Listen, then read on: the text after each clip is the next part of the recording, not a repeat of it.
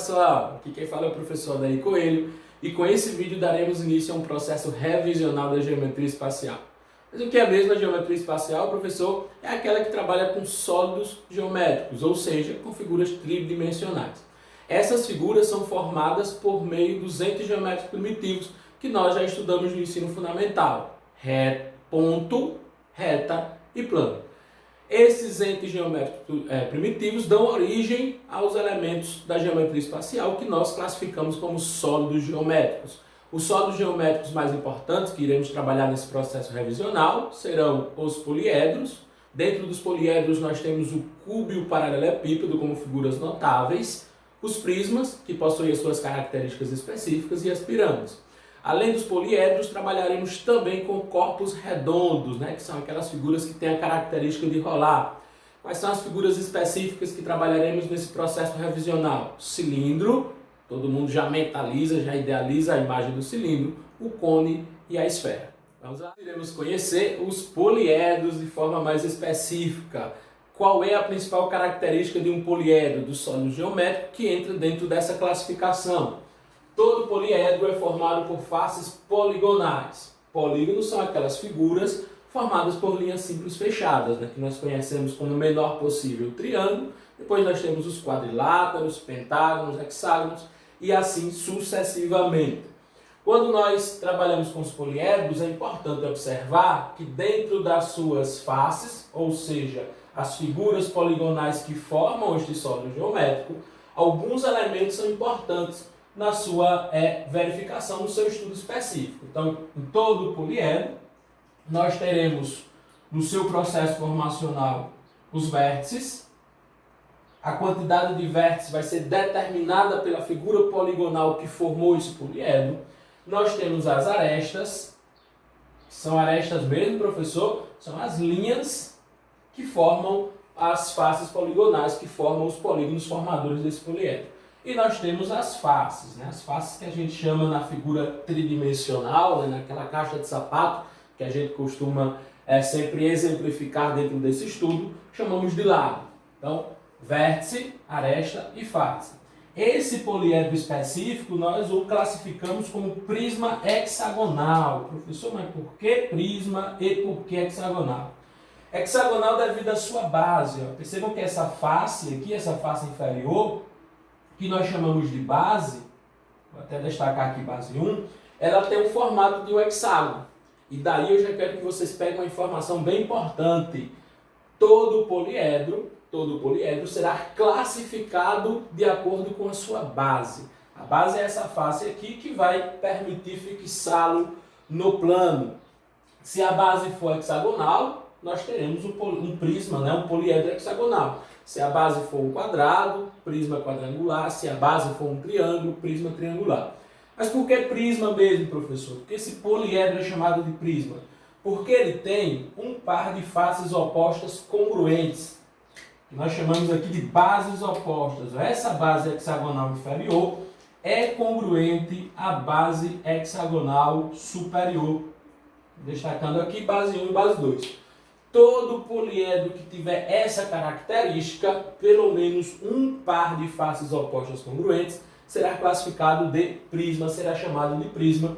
Aí pode ser hexagonal, triangular, pentagonal, vai depender dessa base, desse par de faces opostas congruentes. Mas quando não tiver esse mínimo de par de faces opostas congruentes, nós o chamaremos de pirâmide. Eu tenho certeza que vocês compreendem, conseguem visualizar a característica básica da pirâmide. A pirâmide terá uma base, diferente do prisma, que são duas, um vértice principal e todas as suas faces laterais são triangulares. Aí eu tenho que observar no estudo específico da pirâmide qual tipo de triângulo. Se esse triângulo é equilátero, se o triângulo é isósceles, se é escaleno. Normalmente trabalhamos com problemas que envolvem pirâmides de faces laterais na forma de triângulos isósceles ou equilátero, mas aí a gente verifica na especificidade da questão. Essa pirâmide foi classificada como pirâmide quadrangular. Por que quadrangular, professor? Pelo mesmo motivo que nós classificamos o prisma. Observamos a base, E percebemos que a base dessa pirâmide é quadrangular, é uma figura de 4 lados. Então, a classificação, a nomeação do poliedro será sempre de acordo com a sua base. Fiquem atentos a isso, porque em algumas situações de Enem, de vestibular, o problema só vai exigir de vocês a classificação. Ele vai apresentar lá uma figura que tem características, né, que caracterizam o sólido geométrico, e ele vai perguntar o nome daquela figura. Se vai ser uma pirâmide triangular, uma pirâmide quadrangular, pentagonal, hexagonal ou prisma. E o que é que vocês terão que observar? A base. Nos poliedros convexos, e nós trabalharemos basicamente com poliedros convexos nesse nosso processo revisacional, existe uma relação que foi desenvolvida por um matemático chamado Leonhard Euler. A pronúncia é Euler, mas vamos de Leonhard Euler. O que foi que ele percebeu em todos os poliedros convexos? Que o número de faces mais o número de vértices será sempre igual ao número de arestas mais 2. Então, se nós observarmos esses dois poliedros aqui que foram exemplificados e contarmos as suas faces, adicionarmos aos seus vértices, o resultado será sempre igual ao número de arestas mais 2. Percebam que nesse primeiro prisma aqui nós temos 12 vértices, né? São 6 vértices na face superior, na base superior, mais 6 vértices na inferior. Quantas são as faces? Aí nós temos, as duas que nós classificamos como bases e nós temos as laterais, são mais 6 laterais. Então nós temos 12 vértices e 6 faces, 12 mais 6, 18. 8 no caso, porque temos mais duas, né? 6 laterais mais as duas bases. Então 12 mais 8, 20. Pela relação de Euler, nós já concluímos que o número de arestas vai ser 18, né? Para gerar a igualdade, ele sempre acrescenta aqui esses dois. Como é que eu vou contar o número de arestas? É só contarmos todas essas linhas aqui que formam as faces poligonais.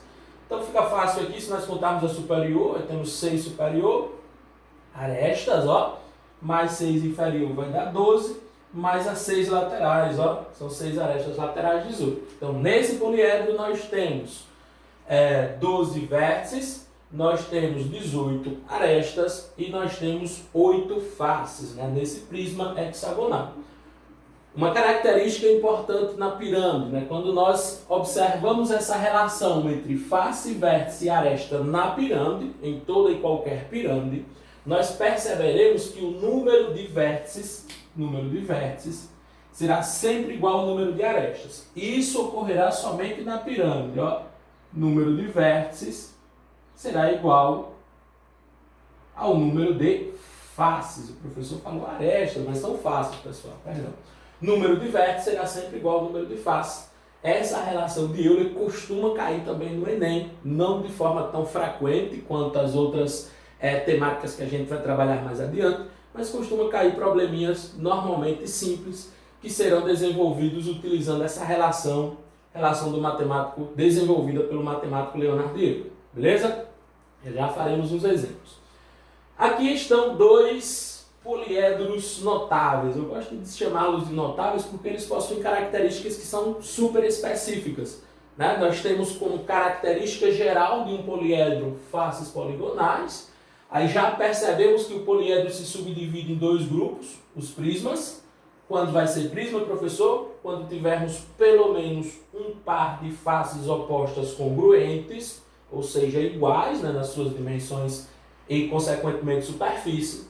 Pirâmide, quando tivermos somente uma base, nós temos a base aqui e todas as laterais, as faces laterais serão triangulares. E como característica fundamental, nós vamos ter esse vértice principal, esse vértice superior principal no poliedro piramidal. E esses dois poliedros, que são chamados também de prismas, eles satisfazem a característica geral de um prisma, porém eles possuem ainda outras especificidades. Nós temos o cubo, principal característica do cubo.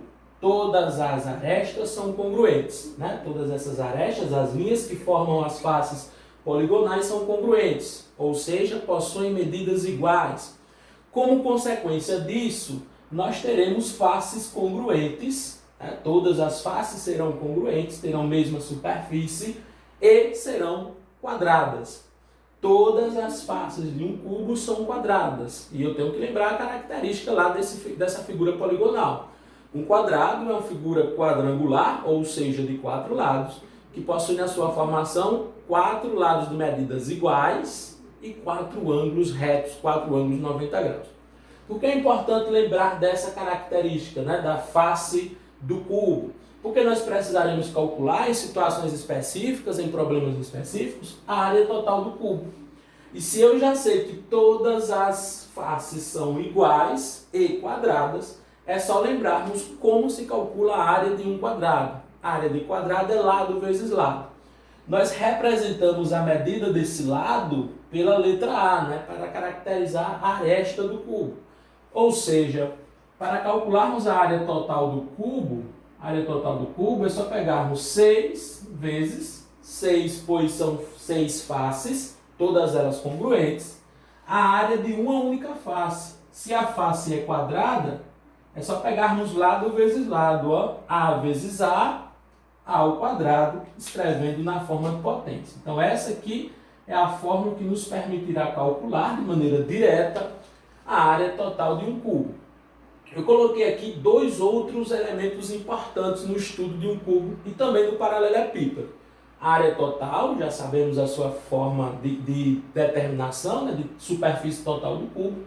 Diagonal e volume. Diagonal cai pouco, mas em algumas situações, para eu calcular a área, para calcular o volume, eu vou precisar conhecer a diagonal, ou conhecendo a diagonal eu vou ter facilidade no processo resolutivo. Então vai ser importante lembrar a fórmulazinha desse elemento aqui. Diagonal do cubo é aquela diagonal, é aquele segmento que passa por dentro, né, interno ao cubo, e liga 2 vértices não colineares, né? Esses vértices aqui eles não pertencem ao mesmo plano, né? São pontos pertencentes a retas reversas. Como é que se calcula a diagonal do cubo? A fórmulazinha é desenvolvida por meio da aplicação aqui do Teorema de Pitágoras, né? Eu posso usar o Teorema de Pitágoras e trabalhar com essa diagonal aqui, que é a diagonal da face. Estou trabalhando aqui com a face inferior.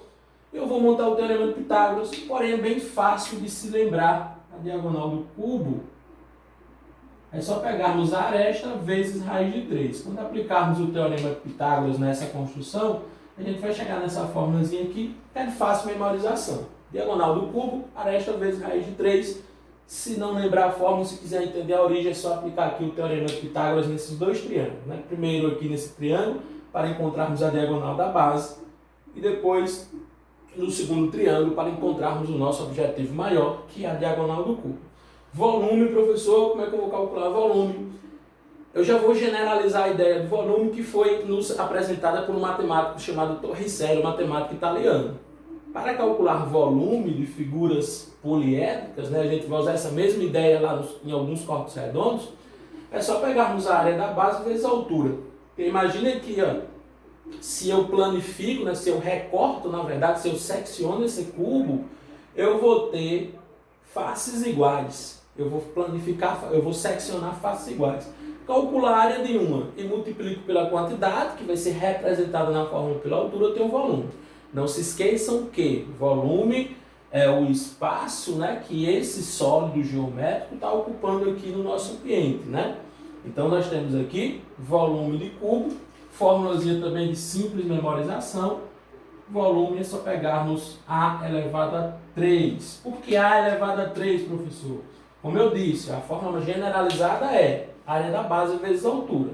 Como é que eu calculo a área da base? A vezes A, que vai ser A ao quadrado, usando a critériozinho, a propriedadezinha de multiplicação de potência na mesma base, vezes a altura, que também mede A, que também é igual às outras dimensões. Então, considerando a característica específica do cubo, nós chegamos a essas 3 formulazinhas que são de extrema importância para a aplicação em certos problemas que normalmente caem no Enem nos vestibulares. Ok? E temos ainda o paralelepípedo, que também é um poliedro prisma notável. Ele é específico devido à sua característica. Um paralelepípedo, ele tem pares opostos de faces congruentes. Para ser prisma, nós precisamos de somente uma. Perceba que no cubo nós temos 3, né? São opostos 2 a 2 congruentes. E no cubo nós temos aqui, ó, essa face é congruente a essa, ou seja, ela tem a mesma superfície, como consequência de mesma dimensão. a inferior é congruente à superior e essa lateral é congruente à sua oposta. Então, essa é a característica que torna o paralelepípedo um poliedro notável. É importante também sabermos calcular de maneira direta, né, automatizarmos as fórmulas para o cálculo de área total e volume. Em alguns casos, diagonal no Enem cai muito pouco, isso é mais solicitado em vestibular. Pode surgir algumas situações específicas, se não for apresentada a fórmula no problema, o Enem costuma, essas fórmulas não tão usuais, colocar uma formulazinha lá no contexto, na contextualização da questão. Se não colocar, a formulazinha também é de fácil memorização. Diagonal do cubo é só calcularmos a raiz do somatório dos quadrados das dimensões. Então nós temos aqui 3 dimensões, né? Comprimento, largura e altura, que nós normalmente generalizamos pelas letras A, B e C. Essas dimensões são representadas por essas variáveis. E para calcularmos a diagonal, é só somarmos os quadrados dessas dimensões. Então, esse A ao quadrado mais B ao quadrado mais C ao quadrado. E extrairmos a raiz desse somatório. Essa aqui é a formulazinha para se calcular a diagonal do paralelepípedo. Assim como no cubo, se você quiser construir essa fórmula, é só aplicar o teoremazinho de Pitágoras a esse triângulo aqui, ó. Aplicou o teorema de Pitágoras nesse triângulo, nós temos aquela fórmula. Essa diagonal que eu acabei de traçar, esse segmento que eu acabei de traçar, ele representa a diagonal da base. Vocês teriam que aplicar Pitágoras para encontrar a diagonal da base e depois aplicar Pitágoras novamente para chegar no objetivo maior, que é a diagonal do cubo. Ok? Mas é fácil memorizar. Área total, professor, como é que eu vou encontrar a área total do cubo? Aí é muito fácil, pessoal. Por que é muito fácil? Porque nós sabemos que a característica que torna o paralelepípedo notável são os pares opostos congruentes, os pares de faces opostas congruentes. Então eu posso fazer o seguinte, se a área total tem que ser o somatório, não se esqueçam que total, né? Total expressa resultado de um processo aditivo, de um processo de adição, a área total é o somatório. Então eu vou somar, eu vou calcular essa aqui, a inferior. Como é que eu calculo a área dessa face? Comprimento vezes largura. Então vai ser A vezes B. A vezes B. Vou colocar aqui miudinho para ficar B. Vou calcular a área dessa aqui, ó, dessa lateral. B vezes C. Tenho que somar, né? B vezes C. E vou calcular essa aqui, ó. Essa face. Essa face vai ser A vezes C. Aí você vai dizer, professor, mas são 6 faces, você calculou de 3. Mas eu sei que as opostas são congruentes, então a área total vai ser o somatório dessas 3 áreas encontradas vezes 2. Eu coloquei ali em parênteses vezes 2. Então essa formulazinha aqui nos permitirá calcular a área total de um paralelepípedo. E volume, professor? Volume, área da base vezes altura. Essa é a generalização que nós conseguimos pegar lá na apresentação do matemático Torricelli. Como é que eu calculo o volume do paralelepípedo, que é um poliedro de características específicas? É bem simples. É só multiplicarmos as dimensões. Comprimento, representado aqui pela variável A. Largura, representado pela variável B. Altura, representado pela variável C. Isso costuma cair muito no Enem, pessoal. Costuma cair muito probleminha lá que envolve cálculo de volume de uma piscina na forma de paralelepípedo, volume de uma caixa na forma de paralelepípedo. E a formulazinha é bem simples. Quando se trata de paralelepípedo, produto das dimensões, A vezes B vezes C. Quando se trata do cubo, também utilizamos o produto das 3 dimensões. Porém, no cubo, ele tem como característica específica dimensões congruentes. Ok? Então, essas aqui são as características mais específicas quando se trata de poliedros. Prisma, um par de faces opostas congruentes. Esse par de faces opostas congruentes nós chamamos de base. A classificação é dada de acordo com essa base. Se a base for um polígono triangular, prisma triangular. Se for quadrangular, prisma quadrangular. E assim sucessivamente. O nome do prisma vai de acordo com a base. A mesma coisa na pirâmide, né? A pirâmide tem somente uma base e as faces laterais são sempre triangulares. A classificação também será dada de acordo com essa base. Relação de Euler, número de faces mais número de vértices será sempre igual ao número de arestas mais 2 em todo poliedro convexo. Professor, mas o que seria um poliedro não convexo? Imagina aqui, se eu for recortar um pedacinho dessa lateral do cubo, então ele deixa de ser um poliedro convexo. Se eu fizer um furozinho em um prisma ou em uma pirâmide, ele deixa de ser convexo. É chamado de não convexo. Em alguns não convexos, essa relação é válida, mas não será válida para todos. Por isso que a gente sempre foca na relação de Euler, considerando os poliedros convexos. Cubo, característica principal, todas as arestas congruentes. Como consequência disso, todas as suas faces serão congruentes, terão a mesma superfície. O que será preciso extrair dessa característica específica a diagonal do cubo, que vai ser a aresta vezes raiz de 3, a área total do cubo, 6 vezes a área de uma face, como a face é quadrada, a elevado a 2. 6, porque são 6 faces. Volume, produto das dimensões, comprimento, largura, altura. Como as três dimensões são representadas pela mesma medida, têm a mesma medida, a elevado a 3. Paralelepípedo, faces opostas congruentes, né? E retangulares. Não destaquei isso, mas vocês vão perceber também na consequência. Diagonal, a raiz do somatório dos quadrados das dimensões. Comprimento, largura, altura. São representados pelas letras A, B e C, variáveis A, B e C. Vou extrair a raiz do somatório de A ao quadrado, mais B ao quadrado, mais C ao quadrado. Cuidado aqui, pessoal, porque a gente não pode cancelar os índices ainda, né? Eu tenho que primeiro executar o somatório e depois, caso o radical seja quadrado perfeito, né, extrair a raiz. Se não for quadrado perfeito, eu posso simplificar dependendo da situação. A área total, eu calculo a área de cada uma das faces e multiplico por 2, pois eu sei que as opostas são congruentes, né? Eu tenho que somar primeiro, aqui é soma, o professor colocou a adição, mas aqui multiplicação, mas é soma, e vezes 2. Volume, produto das dimensões, A vezes B vezes C.